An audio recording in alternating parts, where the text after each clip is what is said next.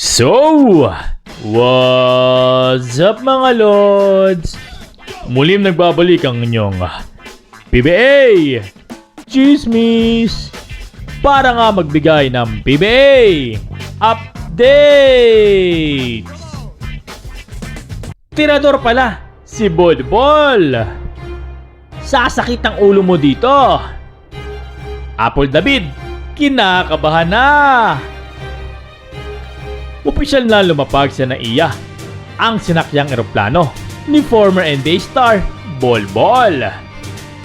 Sa pagdating ng dating NBA star mga Lods ay mainit na sinalubong ito ni TNT team manager Jojo Lastimosa. Si Bolbol ay nakatakdang maglaro para sa team na TNT Tropang 5G.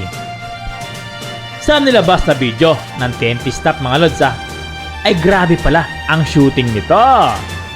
Nasa kasalukuyang tumitira nga lagpas sa 3-point line. At consistent nga ito mga Lods.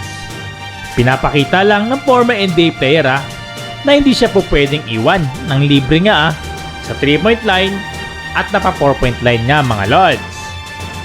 Naku, dagdag sakit ulo na naman ito para sa mga ibang teams na kung paano nila babantayan itong si Bolbol. Nabukod nga sa matangkad at mahaba ito ay tirador din pala na parang si Long Bomb. Hindi mo rin pwedeng dalhin ito sa ilalim mga Lods dahil nga ang laki nito. Kaya pala pinoprotesta na talagang matcha-challenge niya itong mga PBA players natin.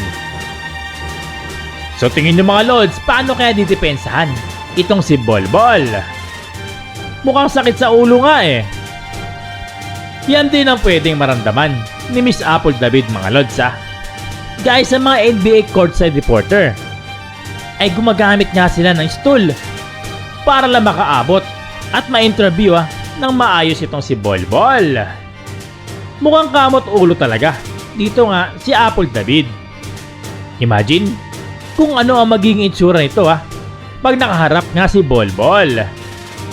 At na-imagine ko na si Apple David mga Lods kapag binabanggit niya ang pangalan ng former NBA star. Ewan. Bahala na kayo mag-isip mga Lods.